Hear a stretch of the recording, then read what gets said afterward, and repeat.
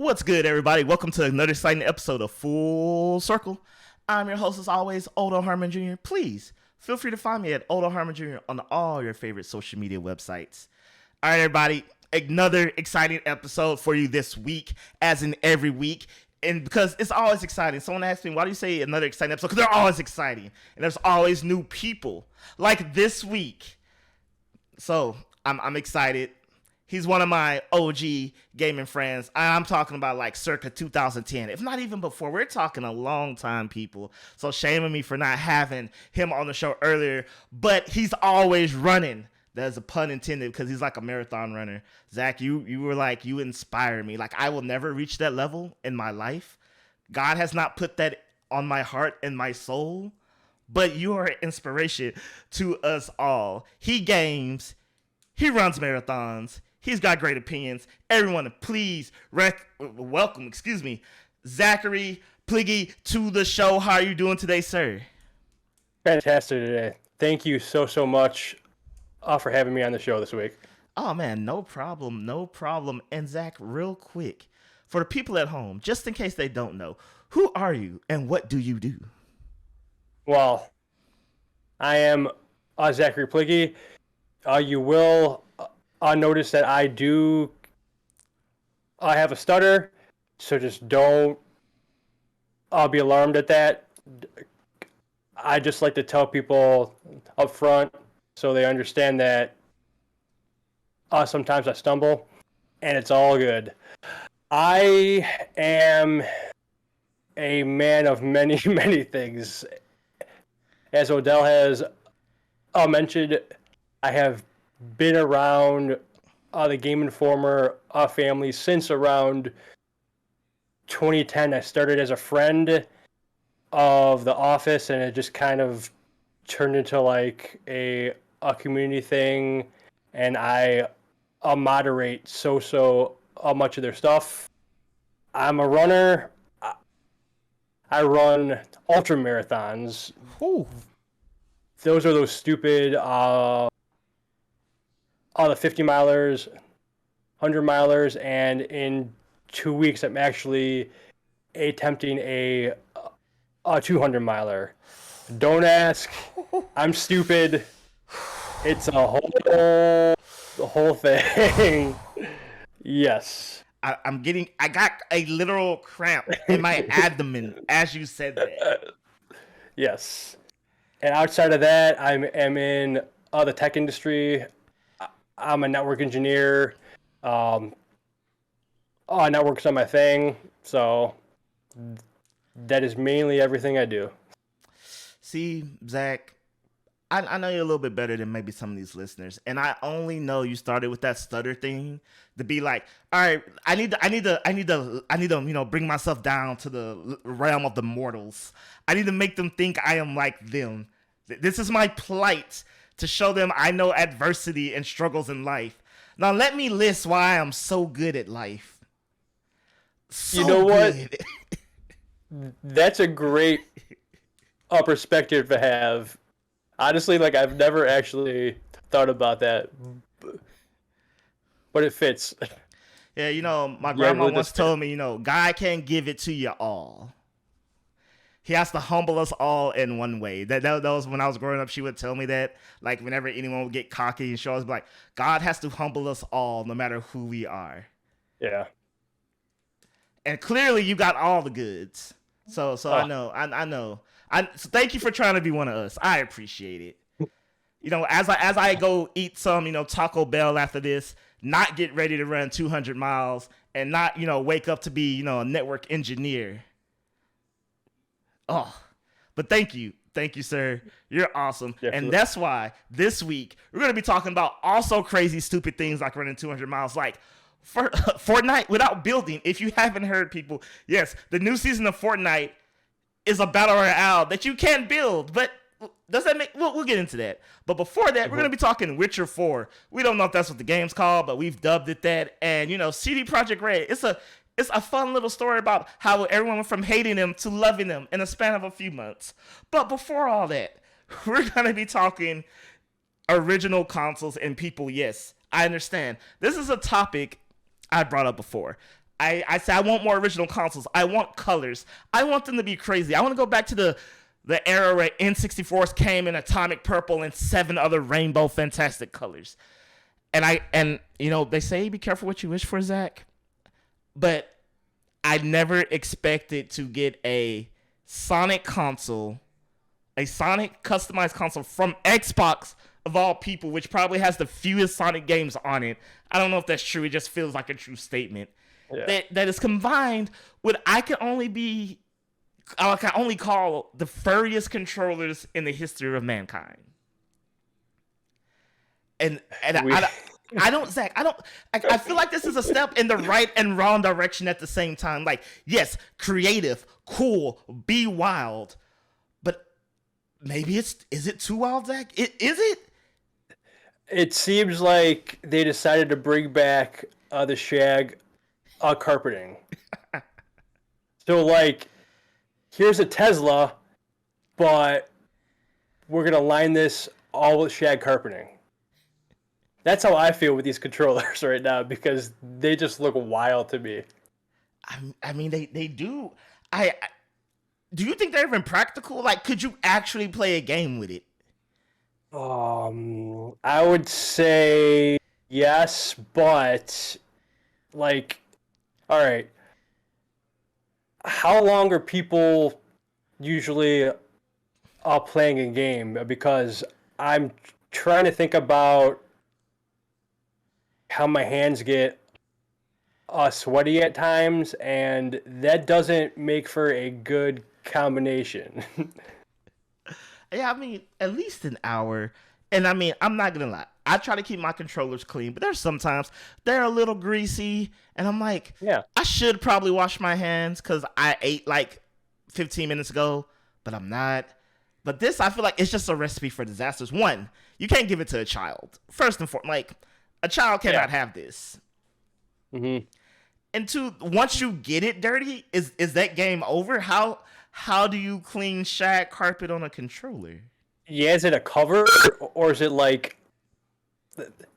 Have they actually talked about that at all? Is it like a slip-on or something? I don't think no one knows at this point. Because if it's a slip-on, sure, like, you could hand wash it, air dry it, it should be good. But built that thing on, then I don't know how you wash that safely. I don't it's mind-boggling to me. It is. But it's one of those things, like, I almost love it. Like, I remember telling my friend I would never buy this, but I don't need it personally, but I need to experience it. I need someone to acquire this that I have access to, and then use it and tell the world about it. Yeah, I'm probably going to I'll bite the bullet and like try to find one, unless scalpers like take advantage of it, because that's what happens now with any kind of collectible, is that that's off the market so fast. It is. I mean, I may sound crazy, but I'm like, would the scalpers even want it? Like, could you imagine a scalper gets it and it's like, I made a mistake. I can't have more of this in my house. That would be the best. I would just love that. Like, it's like,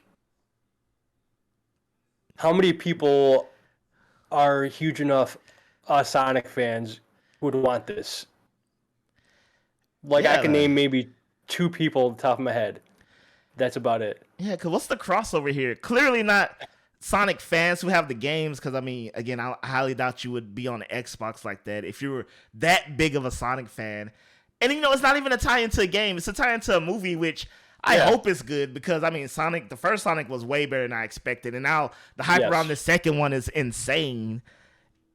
And, this just reminds me of, so you grew up in the 90s, and there was a period of the 90s where it was, like, still trying to hold on to the 80s, where you had, things like shag carpeting and colors like lime green, puke brown, yellow.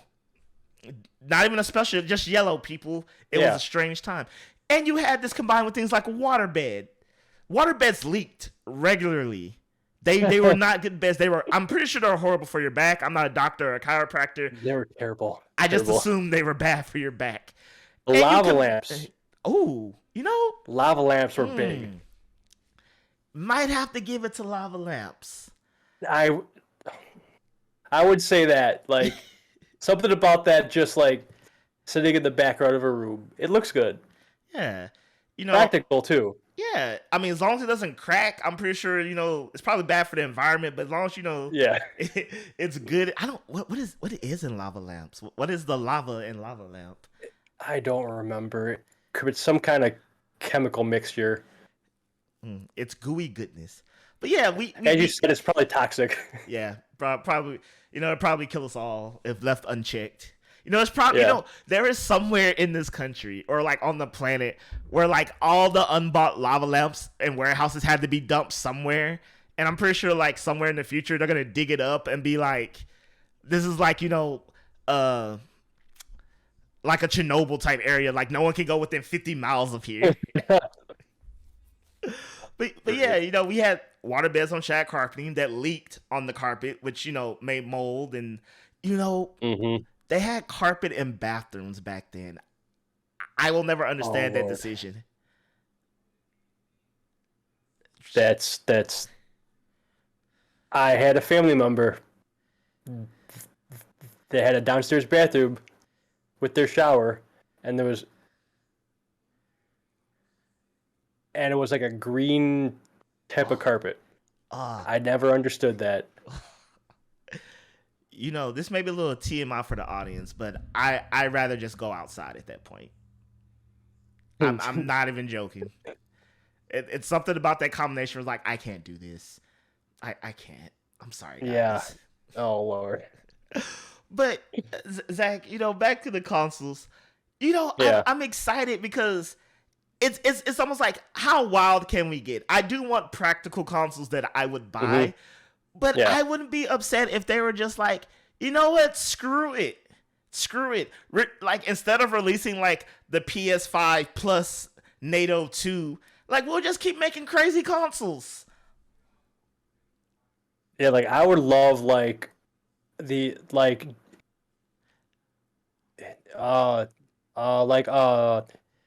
even current gen stuff, just, like, different types of designs.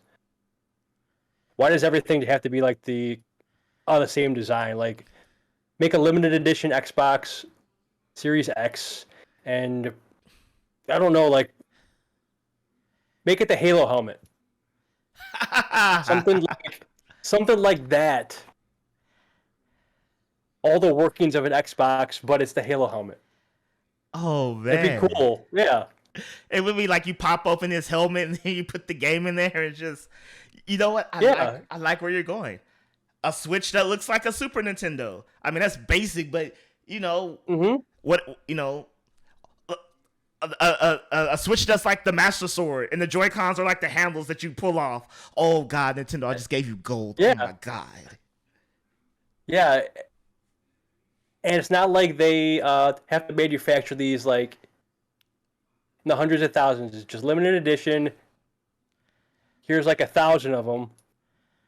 Just to change it up. Like, one of the best controllers and the worst controllers to use was the Wu-Tang controller.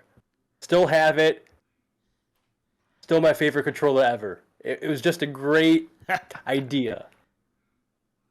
Oh man, you saying that reminded me of, I don't know if you remember when Resident Evil 4 first came out for the GameCube, they had the chainsaw controller. Another one, it's like, it's a bad idea, yet it's a great idea. It's something different. Oh man, like, I've never actually seen one in person, but I remember just looking at it and being like, look at this. I mean, for people who might be too young to know, it's not like, it wasn't motion control or nothing. It was just, it had the regular GameCube buttons, but it was just laid out on a miniature chainsaw, like from the game. Yes.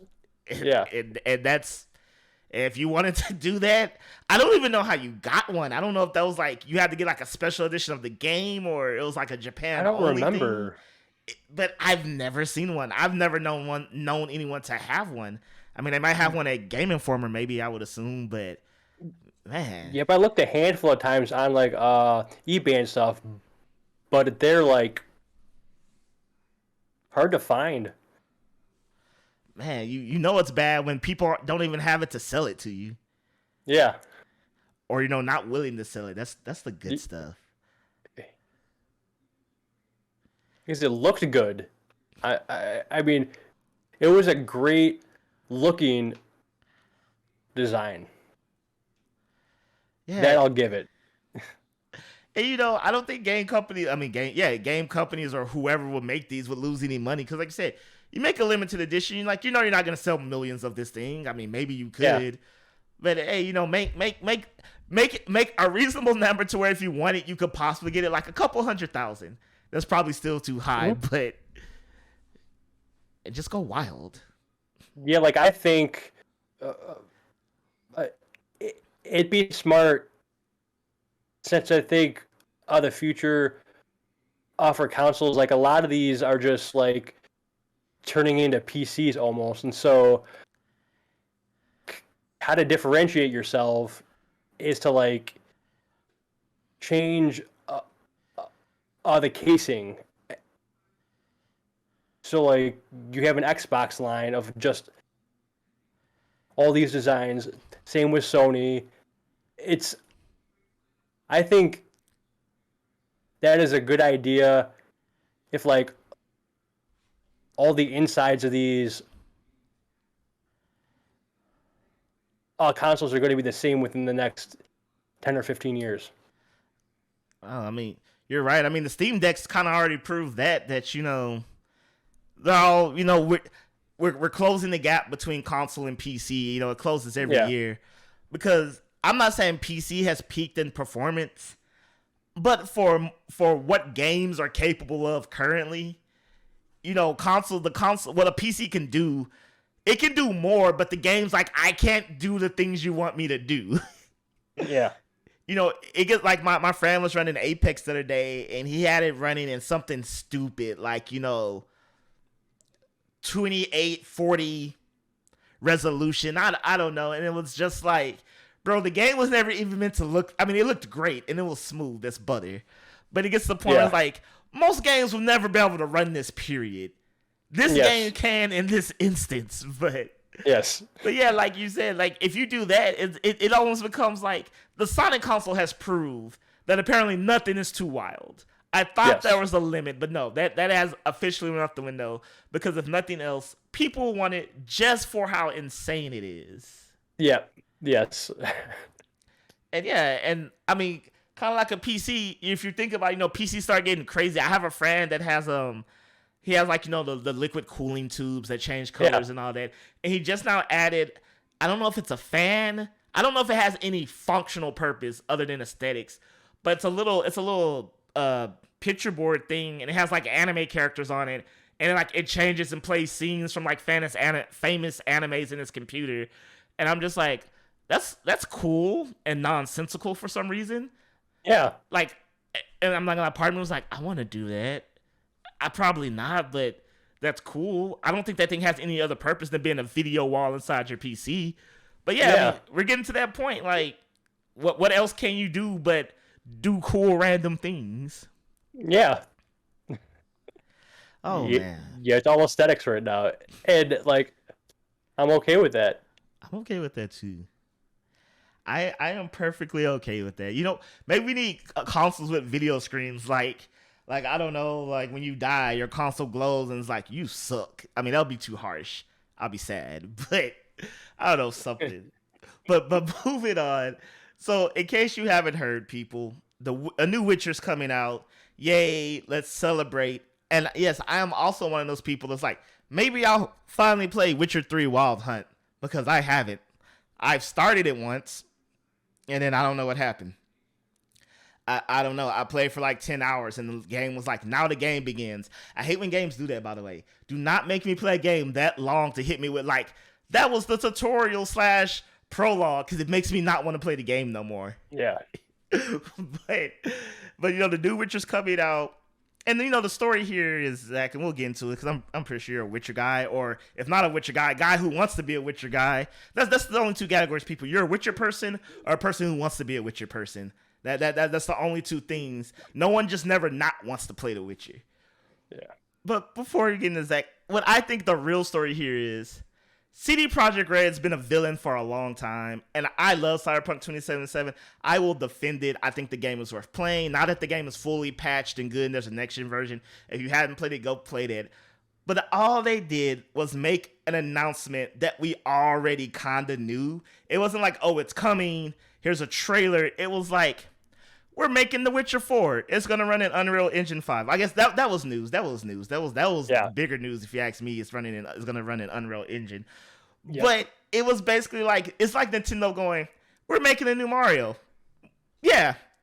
Are you never not making a new Mario? I just figure that's always on the to-do list. Mm-hmm. Make new Mario. So I think it's non-news, but I think what's important is like, everyone was just like, oh yes, Cyberpunk, you're making DLC for that, and we all kind of still are angry about that. They just went out the window. They were like, yeah, CD Projekt Red is now the best developer in the game. I was like, that's okay. Whatever, industry or community. I'll let you have that one.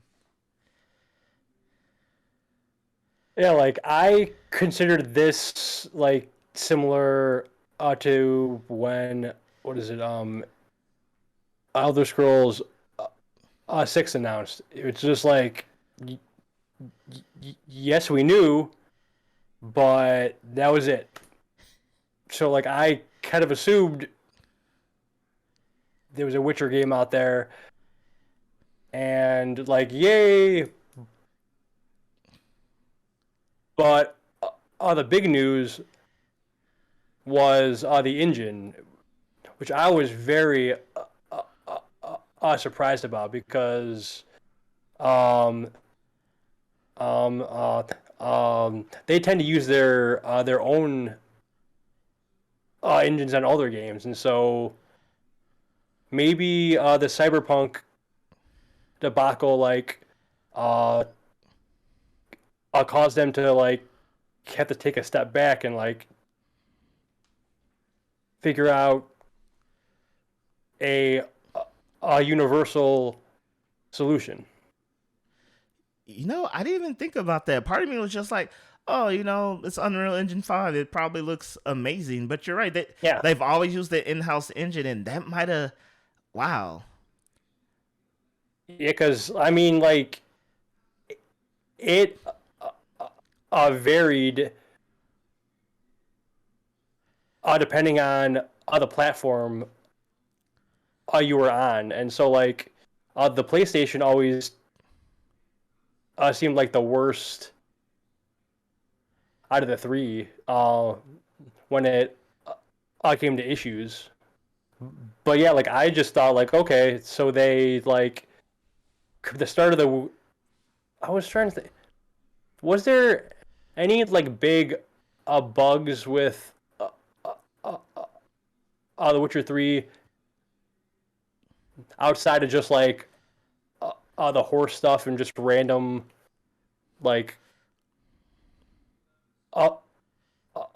funny incidents? I think it was okay for the most part. Besides, every open world game, of course, will, have some bugs and unexpected things. I think, we all understand that, and, to a certain degree, look forward to it. But I remember the horse thing being the biggest glaring bug, but most people, that was endearing. Most people thought that was, the funniest thing ever. Yeah.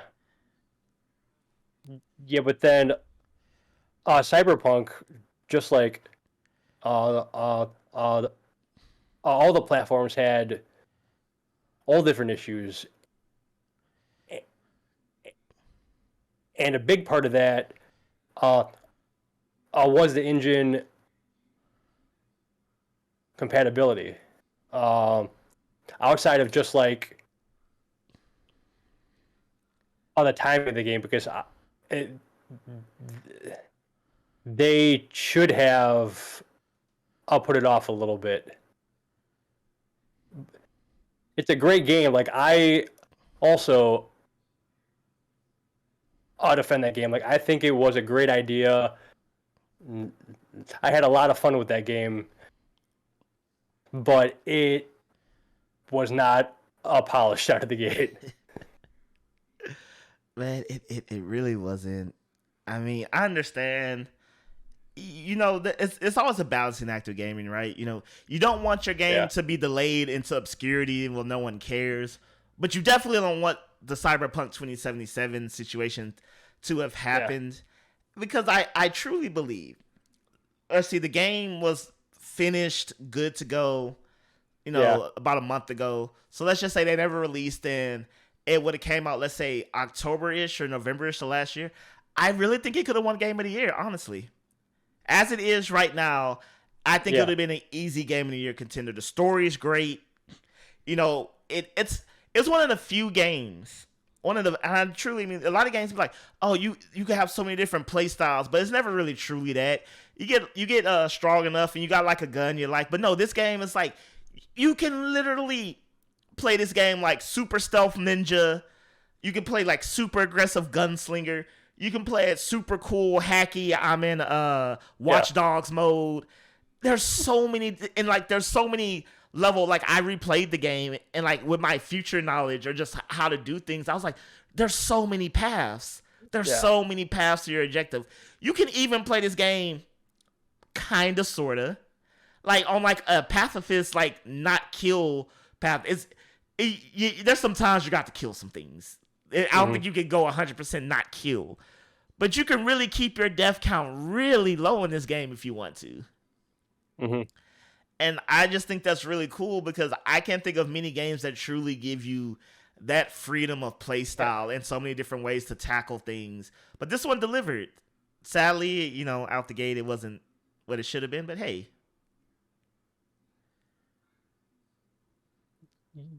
Yep, I'm hoping that a lot more people start to dig into it this year. Like it deserves a look. Yeah. So, you know, now that we're in a post Breath of the Wild era of gaming, a post Elden Ring era of gaming. I saw you were playing it before you hopped in. Yeah. I gave up. Maybe I bought the game. I want to give it another go. I started off wrong. I locked myself out of the maiden. I couldn't level up. Didn't have a horse. That was apparently an early glitch. Whatever. It happened. I'm gonna start over. I'm gonna give it a try. But we're now in a post Breath of the Wild, post Elden Ring world, which has fundamentally, both games have fundamentally changed how we look at open world games. You know, one could argue Breath of the Wild started it. Elden Ring has now perfected that, or you know, made it better. I wonder, what is The Witcher going? You think The Witcher's going to continue this trend of like, it's going to somehow reinvent, expand on this formula, and like basically, you know, we're at the point of no return now when it comes to open world. Like you got to go big like this or go home. Yeah, like that would be nice. Because I thought The Witcher 3 like was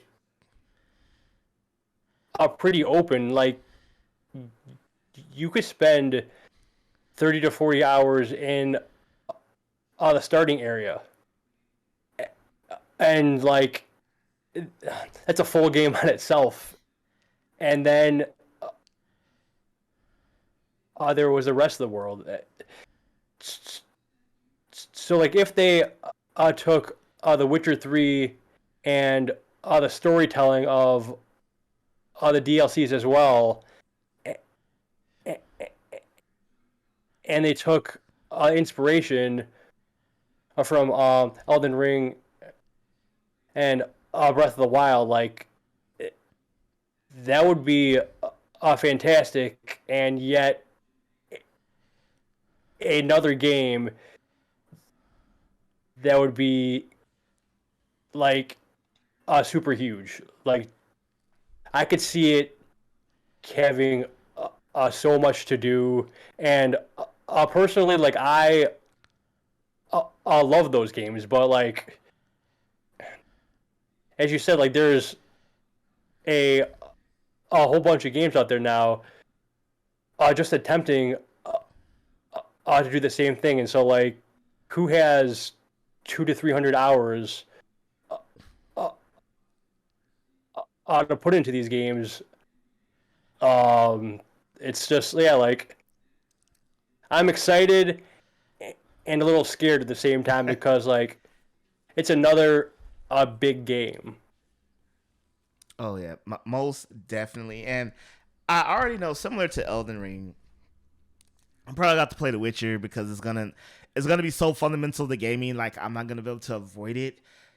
But unlike Elden Ring, though, like you said, The Witcher 3, I know I haven't beat it, but from what I play, I can tell the world's, especially even by today's standards, if it came right now, it's very, well lived in, well thought of, very open. And I feel like The Witcher's universe is one of the few game universes that's already kind of built up for how we're creating open world games now. You know, Zelda had to reinvent itself to some degree. Elden Ring, if we're just gonna call it a Dark Souls game, definitely reinvented itself in crazy, unthinkable ways. But I feel like the formula is not just perfect for The Witcher. They would tweak things, but especially with technology and how games and their experience. Like I can literally see like what I think is like we're gonna see like an evolution of the Nemesis system from like Shadow of Mordor, where I think they're gonna go the route of, especially since it's so RPG heavy, that we're gonna have like these cascading effects. You save this dude from this one town, he traveled to another town, caused a whole series of domino effects. And I think The Witcher may put us in an era of like what Mass Effect was trying to do. But even and on top of that though, like they should also try to focus on the monster hunting aspect. So like a little bit of Monster Hunter in there, because as a Witcher, that was the goal. And so like even if it's like a side thing or just like here's a job board of just like all the hunts you could do, you could add that and just like you have a perfect amount of stuff there. Bro, that's mind-boggling because they can feasibly do all these things and do it well. Yeah. Yes. I feel like, I highly doubt they will go like any heavy multiplayer elements, but in my mind that would be like the best non-MMO game, like the best MMO that's not really an MMO game ever. It would be like one of those games. Okay, that game would need to release like February, March. And it's just a game you play throughout the year. That can't. Yeah. I couldn't survive that with a November. I need this come out at the beginning of the year when few things come out, and we can just gradually play it. During the downtime, it's like, all right, cool. Now I can just put some hours in The Witcher. Oh, I'm bored. Let me just put some hours in The Witcher. That's what long games really need to do. Only release between January and March. So I have a full year or a couple of months before November hits to just casually do this. Yes. So but they have like so much that they're able to take from with the story and the history of The Witcher. And so like what is The Witcher for? Like it could be like just about anything at this point. Even the story, like they could go the future with it.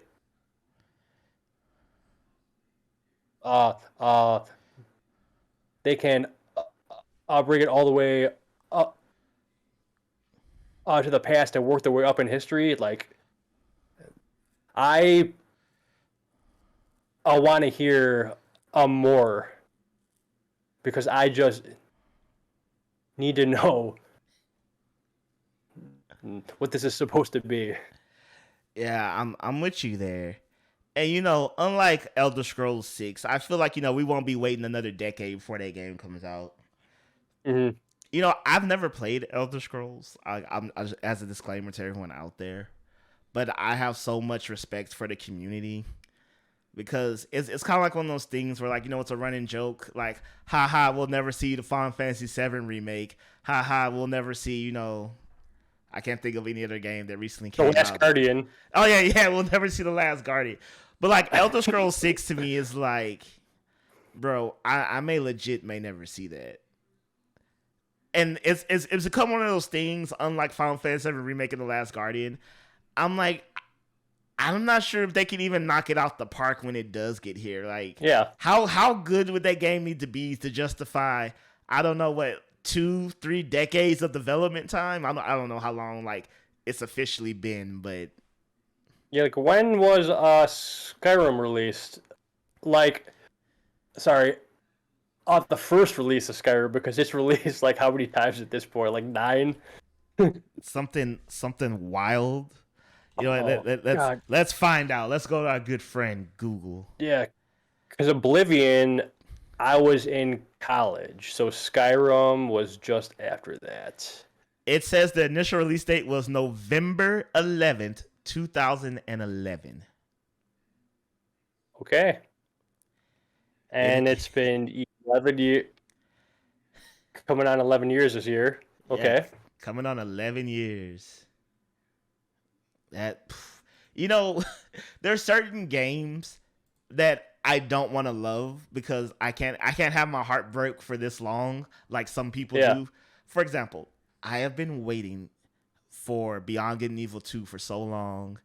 And then I was just like, oh, it'll never come out. And then Ubisoft was like, here's this amazing trailer and this super crazy future that's somehow going to connect. And then that game like blew up. Like, I don't know what happened. Like, yeah. I know that a story was recently posted by IGN or someone that, you know, it's still in development, but I'm like, you know, bruh, I don't know what's going on there. Yeah. My heart hurts. You know, it's like people who were waiting on Fable. I'm like, bro, just stop. One, because the Fable games were never good. Zach, if you like the Fable games, I'm sorry. They were never good. They were okay. I would not say that they were wonderful. Yes, I played them. They were all right. That's the best I'll say about it. You know, not to dunk on Fable, but my thing is that game sold us on a promise that didn't exist. It was like, your choices matter. And I get like people were upset at Mass Effect 3 because they felt like their choices didn't matter. But at least they mattered through, maybe not like per se the ending, because I mean, let's be real, people. There couldn't have been 12 billion different endings. That's just unrealistic. Mm-hmm. But Fable was kind of like, bro, nothing you did mattered before, during, and after. It was just like, I remember I played the first two and I was like, wait, so this game's only real choice was the last choice you make? Not even like I enjoyed my adventure. It was like, you could be a bad king and everything is still okay. Yeah. And I was like, but it's just it was okay for its time. I'll give it that. Yeah. If it came out now, there'd be riots in the street. But yeah, no, I don't know why people keep waiting on Fable, man. Like, I think there's like some weird nostalgia attached to it that somehow I missed its initial playthrough. Because when people who like Fable, they talk about Fable like very on like a romantic lover level, and I'm just like, I must have missed it. I must have been elsewhere in my gaming evolution and missed that experience. Yeah, like I don't have the fondness. Not the same way. Not at all. But speaking of, you know, evolution of gaming experience, Fortnite has come full circle, people. Like a game that started off as a zombie tower defense game. Because remember, people, that's what it originally was. It was a tower defense zombie game. And then it stole PUBG's Battle Royale mode. I say stole because there was an actual legal case where they proved that, so I can legally say that. Or I can say it regardless because free speech. But I can legally say it also because there was a court case behind that. Whatever, it became the biggest thing ever. You know, it basically popularized Battle Royales to where it has to be a mode in everything. I'm surprised Halo didn't have one. Not yet. They probably will. And, you know, and then once and the only real thing that separated from PUBG and then what became Apex, you know, Battlefield and the Call of Duty, what was their Battlefield mode called? Warzone? Yeah, Warzone. There we go. I think it is, yeah. Yeah, the only thing that really separated it was this building mechanic. And now that's gone the way of the dodo. Maybe just for a season, maybe for a permanent mode, but who knows? It's, and I remember I was like, Zach, for a game that I consider poison to the industry, for all the crazy cool and sometimes crazy dumb bad things it does, Mm-hmm. I'm like, now we're here. It's like, how can Yeah. we shake it up more? Take away the one thing that defined us. Yeah. Jazz hands. I have a love-hate relationship for Fortnite because, full disclaimer, I tested a lot of Fortnite when it was just the Save the World mode. So it was just the 4-person base building, and I loved that game. And then during that time of development is when PUBG like exploded, and there was a section that decided to focus on that, and that's the mode that decided to blow up. And so I kind of felt like, well, that sucks. Because I like thoroughly enjoyed the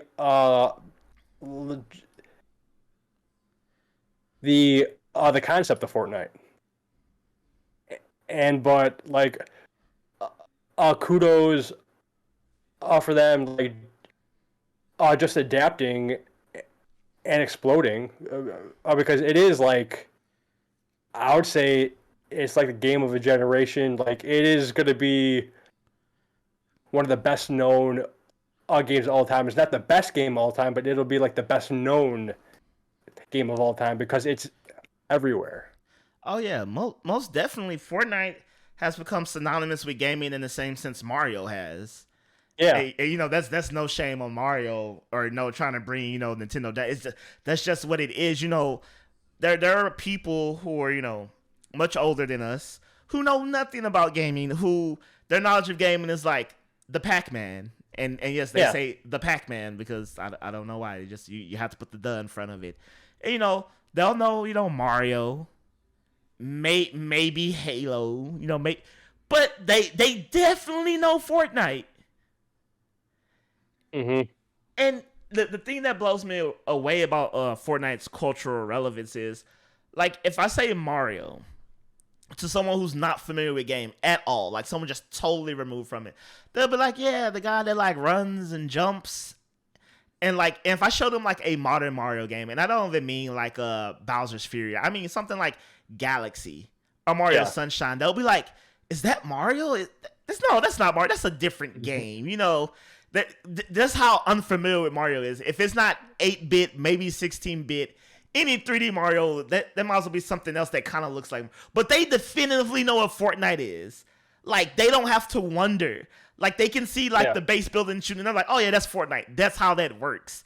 That's the part of Fortnite that blows me. Not only are people familiar with the name, they're familiar with the concept and how it works. Yeah, and it just adapts. Like, it's like, I would say that has been like the smartest thing about that game is it just is able to adapt with the culture and the times. It like just like look at all the skins, the in-game events, all that stuff. Like, I would say like similar to South Park, like they're able to turn around like on a concept so fast.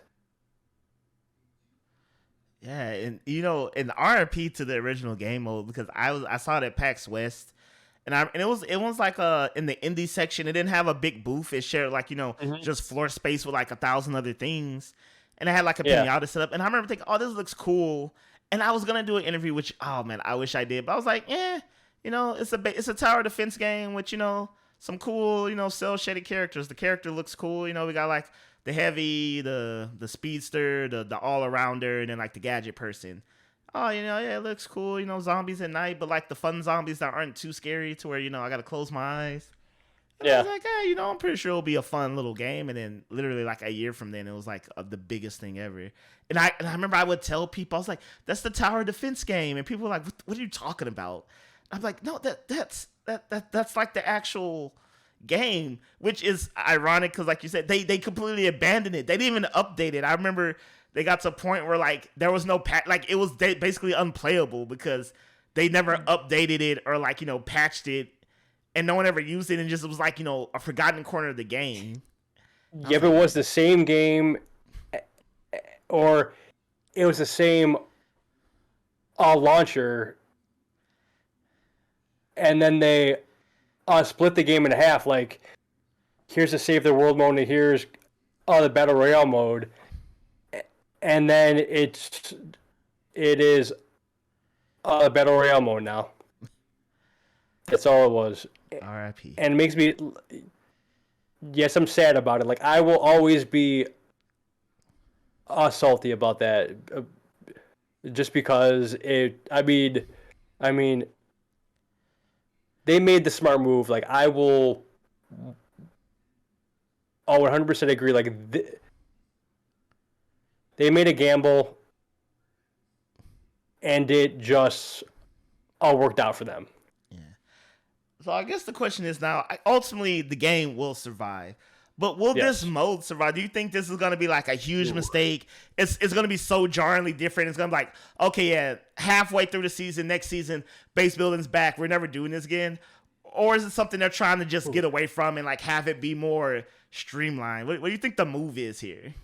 So, from like, I've heard mixed opinions. Like, I've heard how the base building in the current meta like makes it to where like you don't even have to shoot your gun until the end of the game and you could win. So it is just like all about the building and the hiding versus here's a battle royale mode. And I feel as if like the game is balanced and fun like without the building. So I believe it's a smart move to try it out at least. As you said, like, here's a season, like, take out the building and just, like, see how the game goes. And if it's a bust, they could easily toss it in again. Because, like, there's a bunch of guns and powers and, like, all this stuff in the game now. So, like, it is more than just the building, but the building is what set it apart. So, like, will it become just another third-person shooter now? Yeah, I wonder if this is what they want. Like, let's say like it's more positive than negative. Do they go, yeah, this is just the new normal, or I wonder do they like split it? They have a concurrent, always there building, no building mode.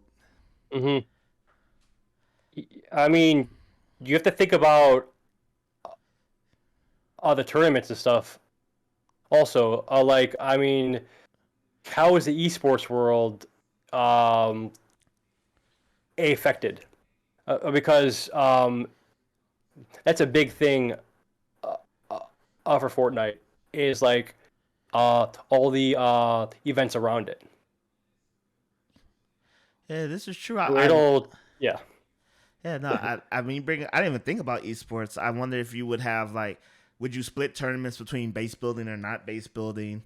You know, those would be two different skill sets. Or would you even make it like a Russian roulette thing where it's like, you know, they spin a wheel and it's like, oh, this round's base building, up, this round's not, and force, you know, like players to be versatile in both modes. Yeah. Or that would be kind of cool, maybe. Mm-hmm. Yeah, like, I mean, this will be different, and I mean, I think it's needed. I mean, all the other modes they have tested out, like, seem to have like good reports on it, and so, I mean, they have the opportunity. They have like all the community. Like, no one is just going to drop the game just because the base building is gone, because of how much money people have like spent on this game. Like, you aren't just going to ditch that game. Yeah, I'm not gonna lie. Like, I might hop in it because, like, so I have like personal reasons why I don't like Fortnite. Because I feel like that old guy was like, it's destroying the sanctity of gaming. which I feel there's some degrees. Like, I'll never forget the time I saw the screenshot of like Master Chief, Rick from Rick and Morty, Naruto, and like I remember thinking, I'm like, this is funny. That guy will probably be in Fortnite at the same time at some point. And then like the slow realization of realizing this was not a meme. This was not fabrication. This was a real screenshot from the game today. And I was like, I don't know what this is anymore. Yeah, everyone's in that game. Everybody. I know it's putting Smash Brothers to shame, but not really. Okay. Smash Brothers, like that's like a good, that's like gaming. Fortnite is pop culture. It's like, you know, that's like this is the nexus of some timeline that no one predicted. Yep. But I've never been good at the base building mechanic, and I mean, granted, I've never probably put enough hours to be good at it, but I never liked it. Like I remember when I would play it and I would get into like a base building battles. Like, I'm like, for me, this isn't fun. This is just, it's dizzying, honestly, because I'm like, I don't know what's going on. Like, I put a roof, he put a roof, I put a floor, he put a trap, I put a trap, he broke it, I broke it. And at some point, I was just kind of like, I just want one of us to win or lose. Like, I don't know what's going on anymore. So without base building, I'm like, you know, maybe I'll hop back into it and, you know, get, you know, completely destroy it for like the first week as I've realized, you know, how the game works now, and see how it is. I mean, when a game's free, you know, you lose nothing, you gain nothing. Yeah. You think they'll ever put back their original mode? I can hope. There's a couple things that I go for gaming, and that's one of them. And the other one is a release date for Deep Down. Oh. Yeah, Capcom. Oh. Yeah, I'm talking about you, Capcom. You know, I thought I felt bad with like the games I want to see that I'm probably never going to see, but wow, that's a... That game's never coming back. You're reaching for that one, pun intended. You're really reaching for that one. Yes, I am. Man, man, like I have not heard that name in reference to the game in a long time. Yep. You know, I have faith. You know why, Zach? Because anyone who follows me on Twitter knows I love Klonoa. I think Klonoa 2 is one of the literal best games ever made. And we got Nintendo Direct not too long ago. And it's not coming to Nintendo. We're getting remastered versions of Klonoa 1 and 2 for Switch, PS5, Xbox Series XS. And I never thought it would happen. Like, for the longest, I was the only person I knew ever screaming about the greatness of this game. Occasionally, I'll see something else, someone will share something with me because they hear me screaming about it. And when that announcement happened, I was like, I don't know who was listening at Capcom. I don't know who cared. I don't know how long this has been in production. I wasn't even asking. I was just asking for like a re-release, just like hey, you can just download it. Here's the just original game. And I got it. I was probably one of 1,000 people on this planet screaming their head off. So for you, I'm giving you that Klonoa energy. I no longer need it. Take it for deep down. Like I know that I get like made fun of about that because like I like tend to bring it up all the time. Like E3 is around the corner. What do you want to see? Deep down. Here's a Sony showcase. Deep down, let's go. Yeah. Oh man. But yeah, that's. Oh, one of these days. One of these days. If it makes you feel any better, there's a better chance of Deep Down coming back than Power Stone. How about that? Oh God, Power Stone. You're correct about that. Because I don't know who has a license to Power Stone. I don't know. I honestly feel like it doesn't exist. Like it's in like legal ambiguity. Yeah, like a lot of these old like franchises are they just sitting in a vault, or is it like I don't know how the licensing or sorry the ownership works in a lot of this stuff. Like I guess a person is able to own that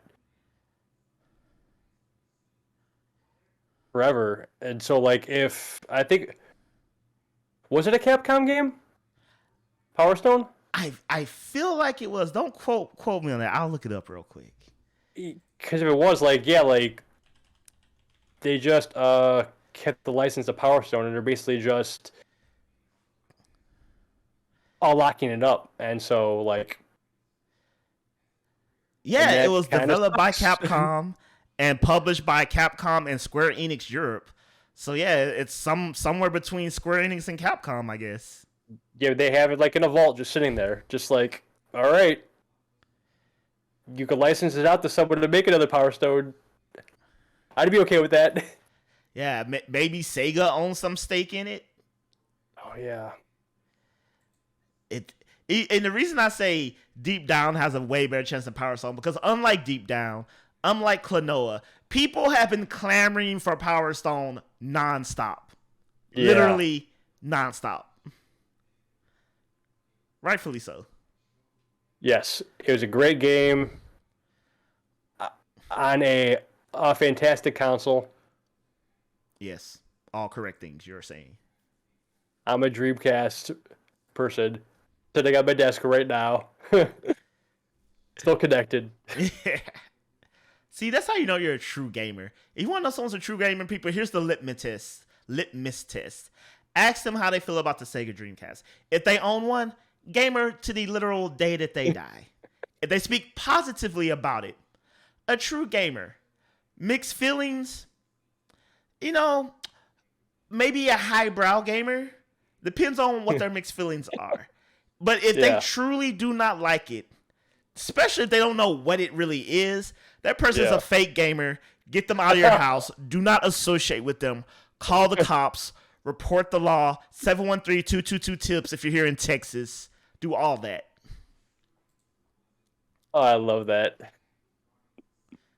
I mean, it's true. Like, I can't, like, if someone was on my show, Zach, and they were like, forget the Dreamcast, I'll be like, show over. That's it. Yeah. I'm going to cut it here. If there's not enough time, I'm going to fill it in with somebody else. I might just play the snippet of where they said it at the beginning and be like, this show had to be re-recorded because of these outlandish statements. I apologize. It's probably censored on YouTube. I'm sorry. Oh man.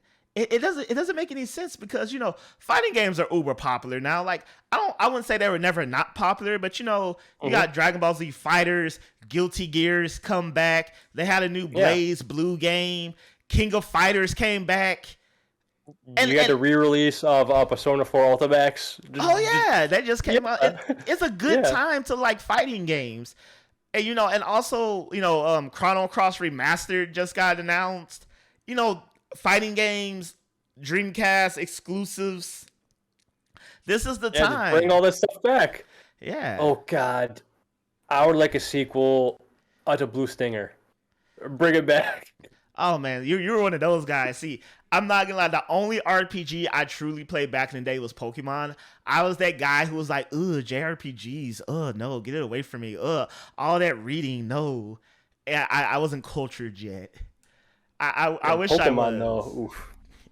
I wish it's gonna sound crazy. The reason I got into JRPGs because someone's like, "Odell, Pokemon's a JRPG," and I'm like, "No, wait, hold on. Yeah, it is. I guess I should play these." Yeah. Technically, like you could fit it into the JRPG category. Yeah, and I was like, I am a hypocrite. Let me play all these games. Oh, they're awesome. Yay. Yep. There you go.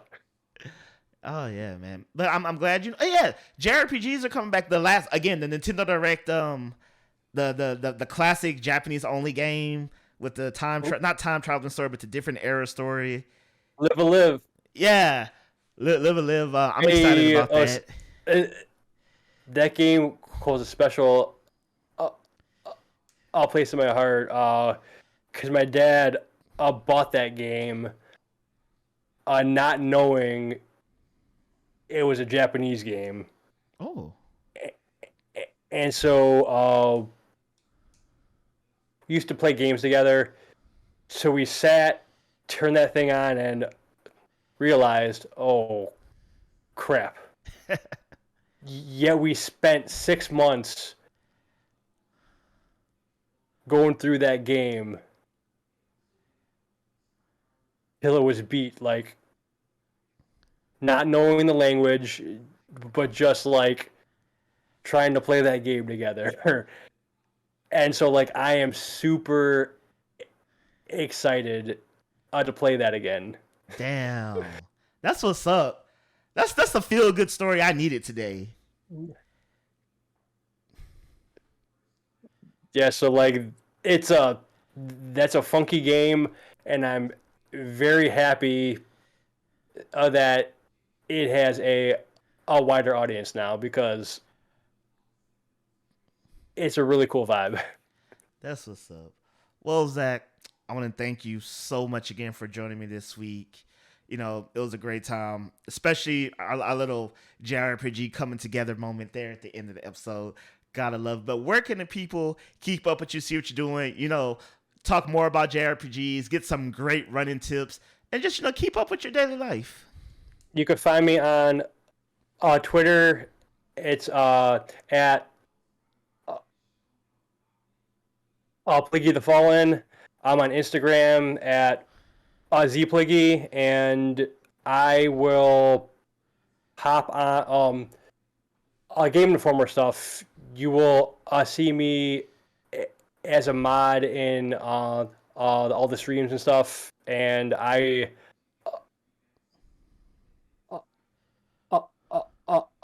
I'll pop in and out of their videos from time to time because they just can't get rid of me at this point. Like, I am like what's a good analogy? A corn on the foot of a Game Informer. Like, they just have to live with me. I'm always there. That's what's up. Can I tell you my super lame analogy I thought of as you're saying? I was gonna say you're like a flock of seagulls because you run so far away. That's perfect. I know I'm lame. I'm super lame, but that's what I thought of. When you feel like it's perfect. Again, for our younger audiences, there was a band that was actually before my time called the Flock of Seagulls that sung the classic hit "And I Run." That's your history lesson for today. There you go.